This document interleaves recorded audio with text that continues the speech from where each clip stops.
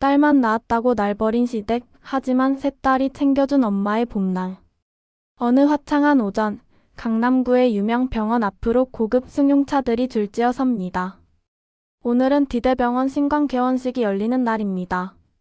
축하드립니다, 정희진 원장님. 40대 후반의 여성이 환하게 웃으며 꽃다발을 받습니다. 단정한 의사 가운의 명찰이 빛납니다. 소아과 과장 정희진. 하지만 희진의 시선은 무엇 때문인지 개원식장이 아닌 병원 정문 쪽을 향해 있습니다. 그녀의 시선이 머문 끝에는 청소부 유니폼을 입은 한 여인이 열심히 걸레질을 하고 있습니다. 희진의 눈이 커집니다. 엄마? 25년 전 충청남도 시골 마을.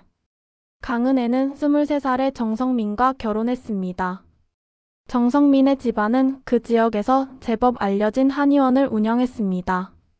그의 어머니이자 강은혜의 시어머니 김정자는 마을에서 소문난 독한 사람이었죠. 딸이라고? 쯧쯧. 첫째 희진이가 태어났을 때 시어머니의 첫마디였습니다. 둘째 민서가 태어났을 때는 더 심했습니다. 또 딸? 우리 정씨 집안 내가 끊기는 건 시간 문제겠네. 셋째 유진이를 임신했을 때 은혜는 기도했습니다. 제발 이번엔 꼭 아들이어야 할 텐데. 하지만 은혜의 간절한 기도에도 셋째도 딸이었습니다. 출산 당일 병실 문이 박차고 열렸습니다. 딸만 셋? 너 같은 며느리는 우리 집에 필요 없어. 시어머니는 갓 출산한 은혜를 병원에 내버려 두고 가버렸습니다. 남편 성민은 그날 오후 술에 잔뜩 취해 병실에 나타났죠. 당신 때문에 내가 집안에서 망신당하는 거 알아? 그날 밤 성민은 은혜의 입원비도 내지 않고 떠났습니다. 은혜는 간호사에게 사정해서 하루를 더 있을 수 있었지만 결국 셋째 유진을 안고 병원을 나와야 했습니다. 시댁으로 돌아갔지만 대문이 잠겨 있었습니다. 저예요, 어머니. 이러다 아이가 감기라도 걸리면 큰일 나요. 제발 열어주세요. 제발요. 은혜가 울부짖었지만 아무도 대답이 없었습니다. 밤이 되자 대문이 열렸습니다. 하지만 시어머니가 나온 건 은혜를 맞이하기 위해서가 아니었습니다. 애들만 두고 넌 이대로 나가렴. 네? 뭐라고요? 딸들이라고 해도 애들은 정씨 집안 핏줄이니까 우리가 키울 테니 애들 걱정은 말거라. 근데 넌 더 이상 보고 싶지 않구나. 우리 집에 씨를 말려놓고 어딜 들어와서 살겠다는 거니. 은혜는 믿을 수 없었습니다. 아이들은 제가 키워야죠. 제가 엄마인데. 딸만 셋 낳은 주제에 뭐? 누가 애들 엄마야? 집안 망신만 시킨 엄마는 이 애들한테도 필요 없을 거다. 시어머니는 은혜를 밀쳐냈습니다. 애들 걱정은 말고 나가. 내 눈에 한 번만 더 띄기만 해. 아주. 그날 밤 은혜는 아이들을 빼앗긴 채 쫓겨났습니다. 집안에서 들려오는 희미한 아이들 울음소리에 대문 앞에서 펑펑 울었습니다. 희진아, 민서야, 유진아. 은혜는 결심했습니다. 아이들을 데리고 나가면 굶어 죽을 게 뻔했습니다. 은혜는 일자리도 집도 돈도 없었으니까요. 그래서 차라리 아이들은 시댁에 두고 자신은 서울로 가서 돈을 벌기로 했습니다. 돈을 벌어서 아이들한테 보내줄 거야. 딸이라고 무시하고 대학도 제대로 안 보내줄 텐데. 학비라도 보태줄 수 있게 돈을 벌러 가자. 은혜는 마지막으로 집을 바라봤습니다. 미안해 애들아.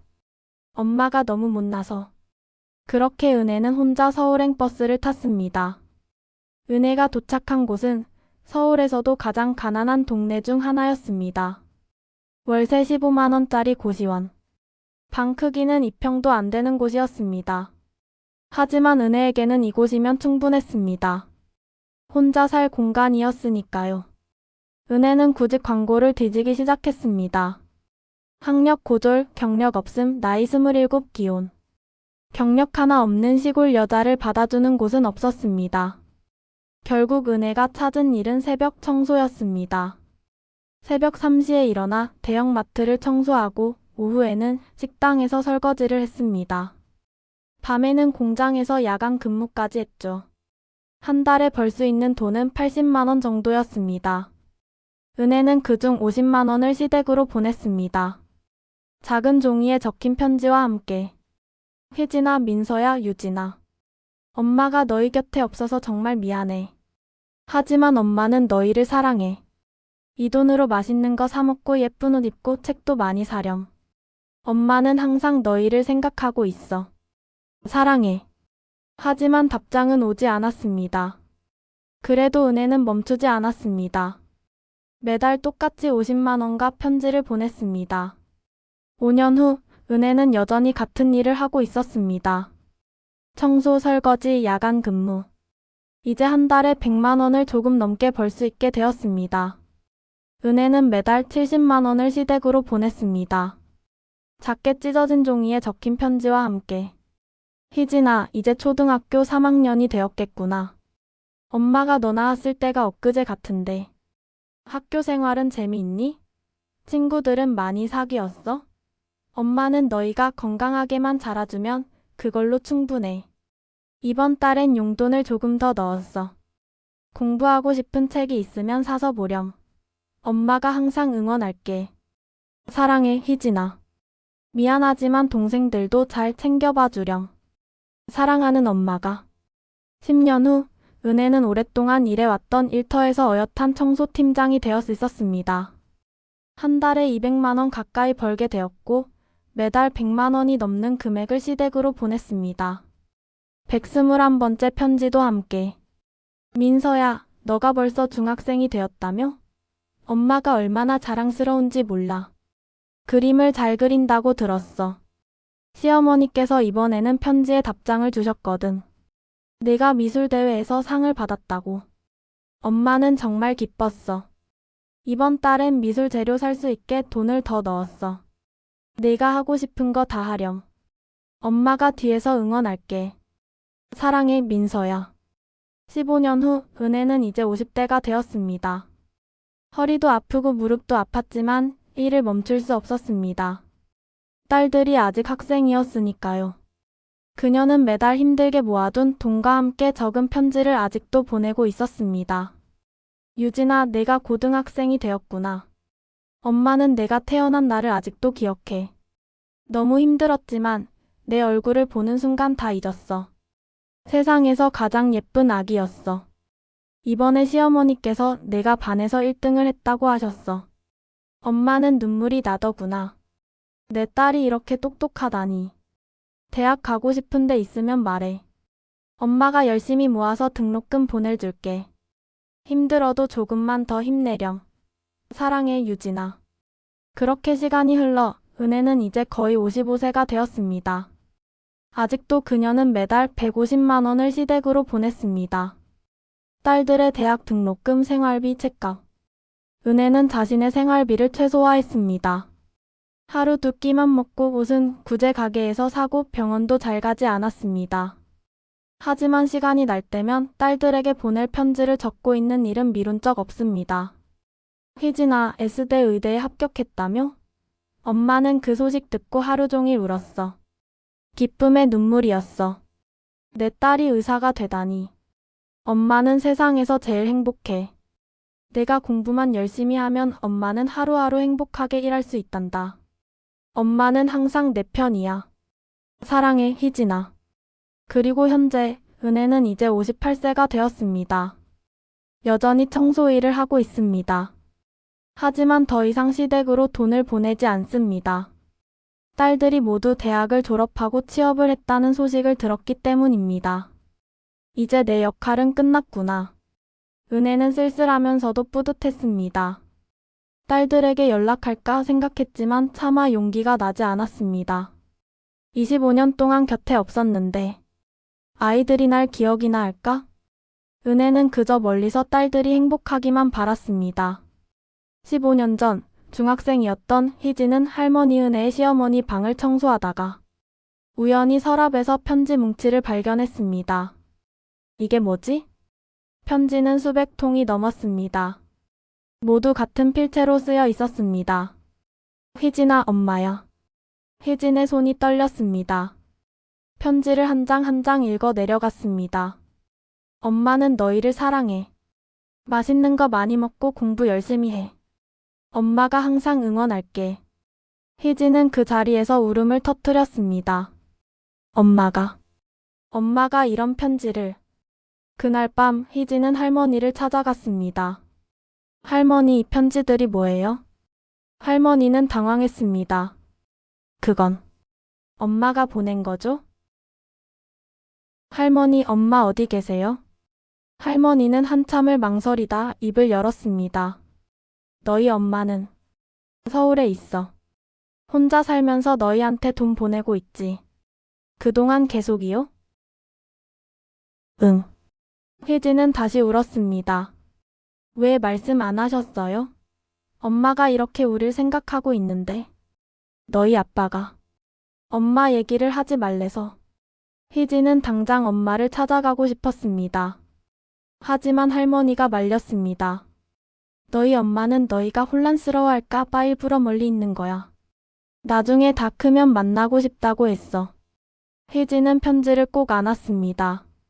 그럼 저라도 답장을 쓸게요. 하지만 할머니는 고개를 저었습니다. 너희 아빠가 알면 또 난리가 나. 너희가 더 잘 알잖니. 그냥 나중에 다 크면 직접 찾아가렴. 희진은 눈물을 흘리며 고개를 끄덕일 수밖에 없었습니다. 아직은 아버지의 보호 아래 공부를 해야 했습니다. 동생들도 두고 나갈 수는 없었습니다. 그날부터 희진은 더 열심히 공부했습니다. 그게 지금 할 수 있는 유일한 방법인 것 같았습니다. 엄마가 이렇게 힘들게 돈 보내주시는데 나는 꼭 성공해야 해. 얼마 후 둘째 민서와 막내 유진도 각각 편지를 발견했습니다. 세 자매는 밤에 몰래 엄마 이야기를 나누며 울었습니다. 엄마가 그동안 우릴 위해 우리 꼭 성공하자. 그래서 엄마한테 보답하자. 세 자매는 약속했습니다. 훗날 꼭 성공해서 엄마를 찾아가겠다고. 그리고 그동안 받은 사랑을 갚겠다고. 그리고 5년 전 큰딸 희진이 서울대병원 레지던트가 되었을 때 비밀리에 사립탐정을 고용했습니다. 엄마를 찾아주세요. 탐정은 일주일 만에 은혜를 찾아냈습니다. 어머님은 관악구 봉천동에서 청소 일을 하고 계십니다. 희진은 몰래 엄마를 찾아갔습니다. 멀리서 지켜봤습니다. 새벽 3시 마트 앞에서 청소 도구를 들고 들어가는 엄마. 허리가 굽고 머리가 하얗게 센 엄마. 희진은 그 자리에서 울었습니다. 하지만 다가가지 않았습니다. 아직 아니야. 내가 더 성공해서 당당하게 찾아가야 해.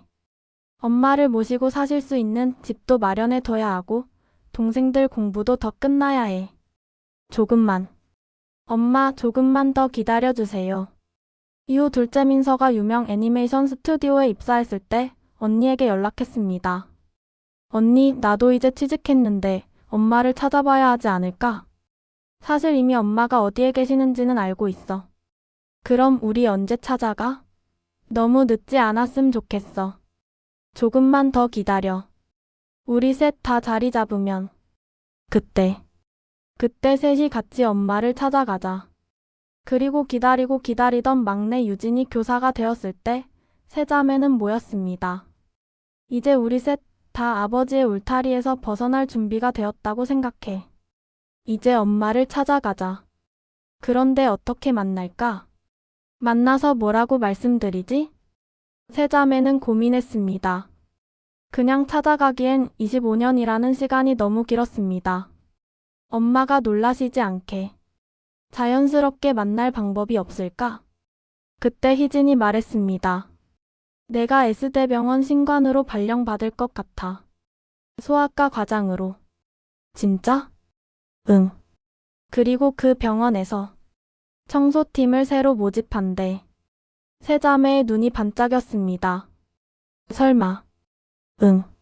엄마를 그 병원으로 모셔올까 해. 민서가 손뼉을 쳤습니다. 좋은 생각이야. 나도 그 근처에 스튜디오 생겼어. 옮길 수 있을 것 같아. 유진도 고개를 끄덕였습니다. 나도 강남 쪽 학교로 정근 신청할게. 그럼 개원식 날 자연스럽게 만나는 거야. 세 자매는 계획을 세웠습니다. 6개월 전 희진은 병원 인사팀에 부탁했습니다. 청소팀의 특정 분을 추천하고 싶은데요. 누구신데요? 강은혜 씨요. 이력서 드릴게요. 희진은 몰래 엄마의 이력서를 작성했습니다. 물론 엄마는 모르는 일이었습니다. 얼마 후 은혜에게 전화가 왔습니다. 강은혜 씨? S대병원입니다. 혹시 저희 병원 청소팀에서 근무하실 의향 있으신가요? 은혜는 놀랐습니다. S대병원이요? 제가요? 네, 경력도 많으시고 평가도 좋으셔서 추천을 받게 되었어요. 은혜는 기뻤습니다. S대병원이면 급여도 좋고 일하는 환경도 훨씬 좋을 텐데. 네, 하겠습니다. 그렇게 은혜는 S대병원 신관청소팀에 배치되었습니다.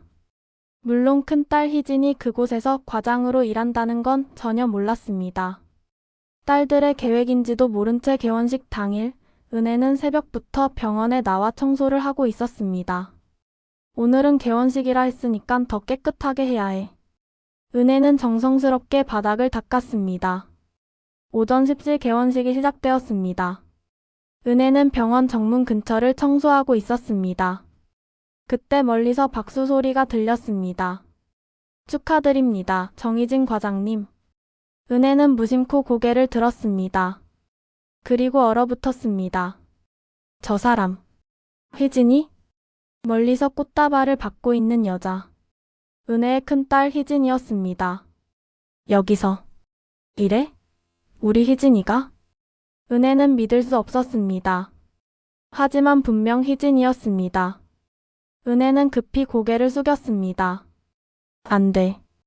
희진이가 나 보면. 은혜는 다른 곳으로 피하려 했습니다. 하지만 이미 늦었습니다. 희진이 은혜를 봤습니다. 희진은 개원식장을 빠져나왔습니다. 심장이 미친 듯이 뛰었습니다. 엄마. 드디어. 희진은 병원 정문 쪽으로 걸어갔습니다. 5m, 3m, 1m. 엄마. 청소하던 은혜의 손이 멈췄습니다. 천천히 고개를 들었습니다. 그리고 두 사람의 눈이 마주쳤습니다. 희진아? 은혜의 손에서 걸레가 떨어졌습니다. 엄마. 정말 엄마예요? 희진의 눈에서 눈물이 쏟아졌습니다. 희진아. 내가 왜 여기? 은혜는 황급히 뒤로 물러섰습니다. 나 지금 청소 중이야. 너한테 민망해서. 하지만 희진이 엄마의 팔을 붙잡았습니다. 엄마. 도망가지 마세요. 희진아. 엄마 25년 만이에요. 그동안 엄마를 얼마나 그리워했는데요. 드디어 보는 거예요. 은혜는 눈물을 흘렸습니다. 미안해. 엄마가 이렇게 초라해서. 네가 부끄러울 텐데. 엄마. 희진이 엄마를 꼭 안았습니다. 엄마는 전혀 초라하지 않아요. 전혀요. 하지만 엄마 저 다 알아요. 뭘 알아? 엄마가 25년 동안 보내준 편지요. 돈이요. 은혜의 눈이 커졌습니다.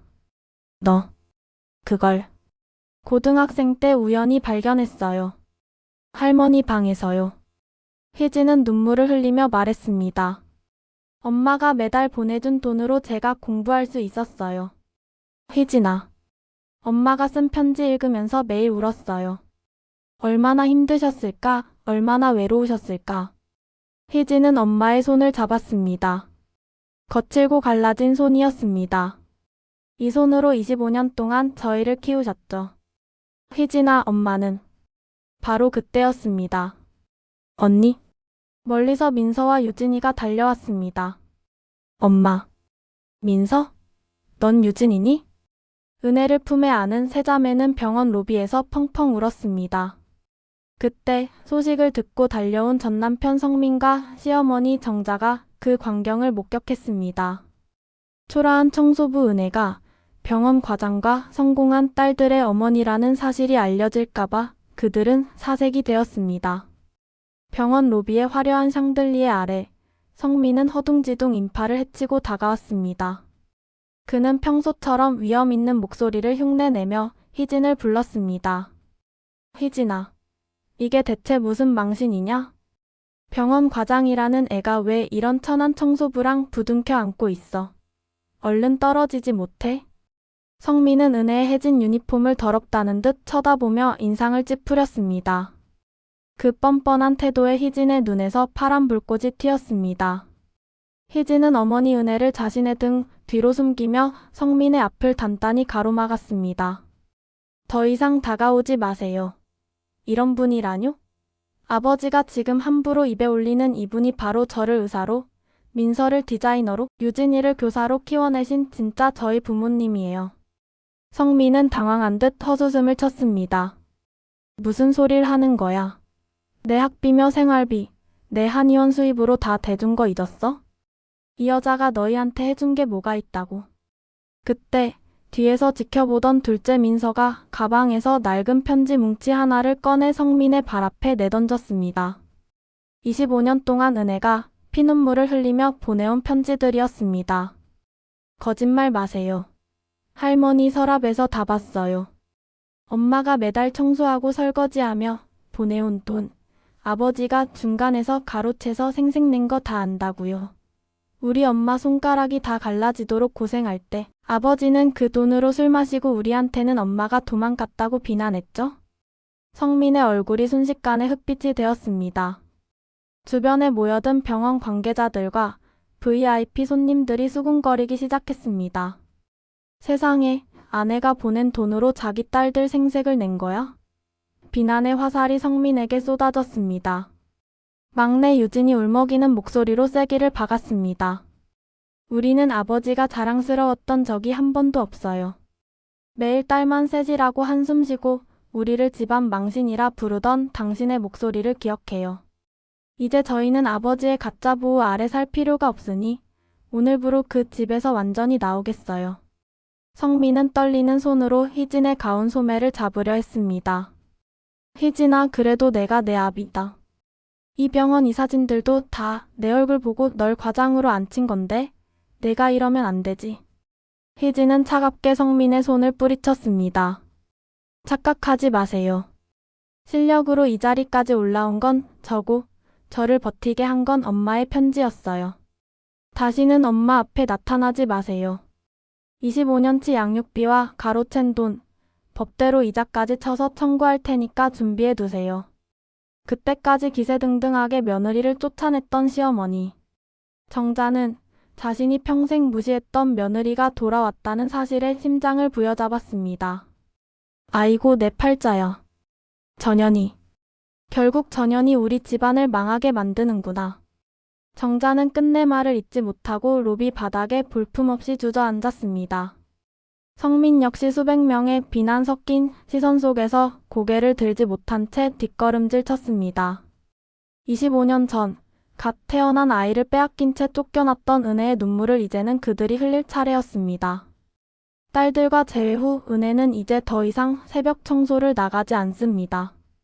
희진이 마련해준 햇살 잘 드는 아파트에서 둘째 민서가 그려준 초상화를 걸어두고 막내 유진이 읽어주는 책 소리를 들으며 평온한 아침을 맞이합니다. 가끔 손이 시릴 때면 은혜는 서랍 속에 소중히 보관해둔 25년 전의 편지 뭉치를 꺼내봅니다. 이제 그 편지들 위에는 딸들이 정성스럽게 쓴 답장들이 겹겹이 쌓여 있습니다.